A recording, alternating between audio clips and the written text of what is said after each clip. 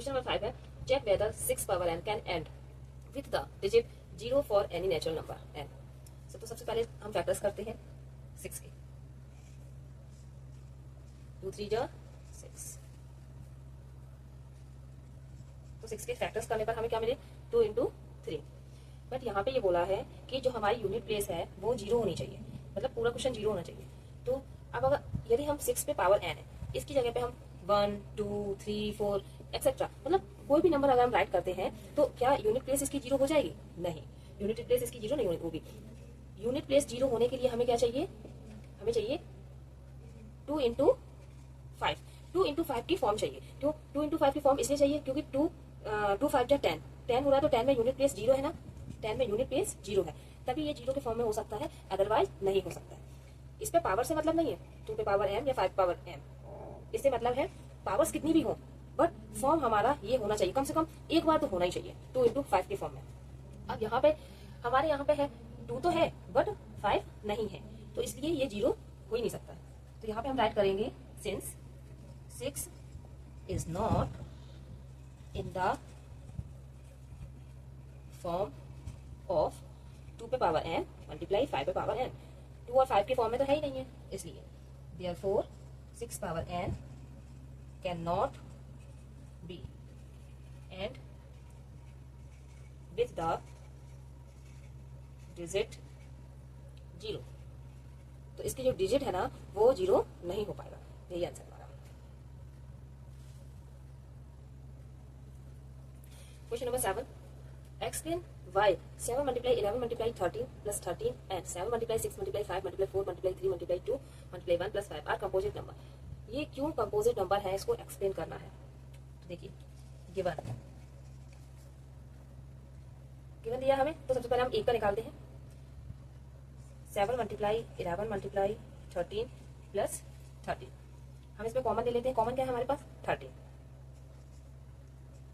7 multiply 11 multiply 1 plus 1, इसका हम multiply करेंगे। 7 11 7 जा 77, 1 का तो 77 प्लस 1 78। अब इसको हम मल्टीप्लाई करते हैं। 13 मल्टीप्लाई 78, इस ब्रैकेट का मतलब है, इस ब्रैकेट के बाहर अगर कोई भी साइन नहीं है तो इसका मतलब है मल्टीप्लाई, तो हम इसको मल्टीप्लाई करते हैं। यहाँ पे कर देते हैं, इधर कर लेते हैं। 3 8 जा 24, 3 7 जा 21 21 22 23, 1 का 8 से करिए, 8 1 जा 8 एंड 7 1 जा 7, 4 8 3 11 और 7 और 3 10। तो इसका आंसर क्या आया है?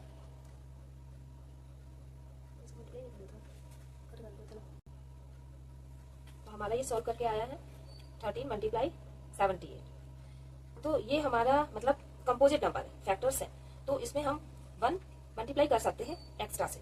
क्यों? ये फर्स्ट फैक्टर, ये सेकंड एंड ये थर्ड फैक्टर, क्योंकि कंपोजिट नंबर में हमें 2 से ज्यादा फैक्टर्स होना चाहिए कंपोजिट नंबर में। तो यहाँ पे हम राइट करेंगे since these have more than 2 factors, therefore it is a composite number,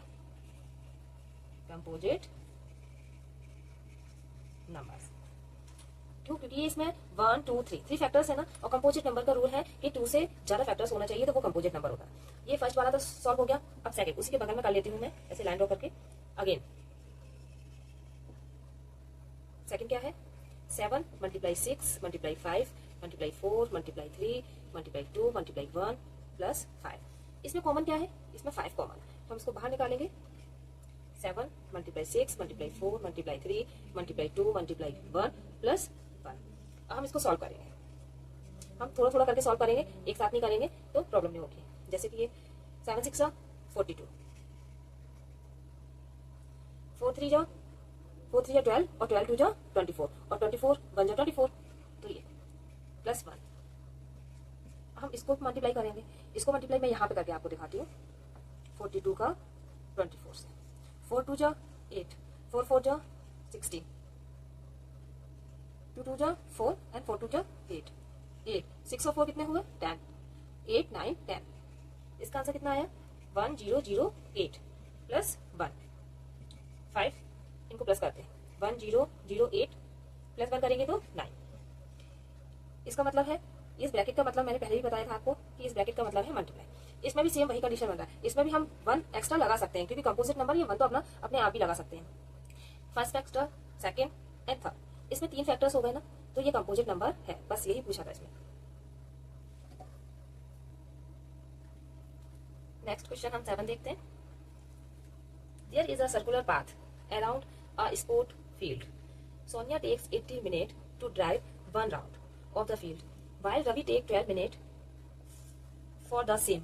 Suppose they both start at the same point and at the same time and go in the same direction. After how many minutes will they again at the starting point?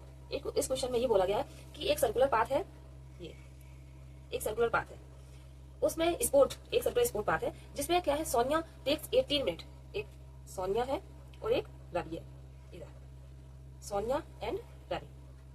Sonia कितना लेती है 1 round लगाने में 18 minute लेती है, कितना minute ले रही है 18 मिनट, वाइल जबकि रवि उसी को 1 राउंड लगाने में 12 मिनट ले रहा है। Suppose they both start at the same point, वो दोनों सेम पॉइंट यहाँ से स्टार्ट करते हैं, दोनों सेम पॉइंट सेम टाइम, एक ही जगह से एक ही समय पर दोनों स्टार्ट करते हैं and go in the same direction, और सेम डायरेक्शन पे जाते हैं। After how many minute will they again at the starting point, तो बताइए कि वो मतलब कि कितने समय बाद वो आपस में मिलेंगे, सेम डायरेक्शन में जा रहे हैं, सेम टाइम पर जा रहे हैं, और तो वो कितनी मिनट बाद वो सेम पॉइंट पर मिलेंगे। ये क्वेश्चन है, अब सॉल्व करते हैं। इसमें एक पॉइंट की बात है नोट, यदि हमारा कुछ मिनिमम मतलब कम, जैसे कम समय की बात की हो, मिनिमम पॉइंट की बात की है, तो हम क्या निकालते हैं एलसीएम, और अगर मैक्सिमम की बात की है, ज्यादा टाइम की बात की है, तो हम एचसीएफ निकालते हैं। तो इसमें क्या पूछा है कि एक बार में वो कब मिलते हैं, तो जब वो 1 राउंड लगाएंगे तो थोड़े समय के लिए ही मिलेंगे, तो इसलिए इसमें क्या हम एलसीएम निकालेंगे 18 एंड 12। तो एलसीएम देखते हैं हम, 2 9 जा 18, 3 3 जा 9, 3 1 जा 3, 12 का लेते हैं हम, 2 6 जा 12, 2 3 जा 6 एंड 3 1 जा 3। इसके फैक्टर्स राइट कर लेते हैं। 18 का 2 मल्टीप्लाई 3 मल्टीप्लाई 3, और 12 का है 2 मल्टीप्लाई 2 मल्टीप्लाई 3। मैं यहाँ पे सॉल्व करती हूँ। एलसीएम ऑफ 18 एंड 12, आपको बताया था एलसीएम में जो सेम वैल्यू है उसको 1 टाइम राइट करते हैं, 2 एंड 3। इसको पहले हम इसको 1 टाइम राइट कर लेते हैं, फिर बचे हुए हैं उनको भी राइट करते हैं। 3 मल्टीप्लाई 2, इसको मल्टीप्लाई करते हैं, 2 3 जा 6, 6 3 जा 18, और 18 2 जा 36। तो यहाँ पे वो कब मिलेंगे 1 टाइम, 36 मिनट बाद वो मिलेंगे। ये आपका क्वेश्चन नंबर 7 था। एक्सरसाइज आपकी कंप्लीट हो गई है। अगर इसमें कोई प्रॉब्लम हो तो आप कमेंट करके जरूर बताइए। आपको ये वीडियो अच्छा लगे तो कमेंट करके जरूर बताएं, और लाइक शेयर एंड सब्सक्राइब जरूर करें।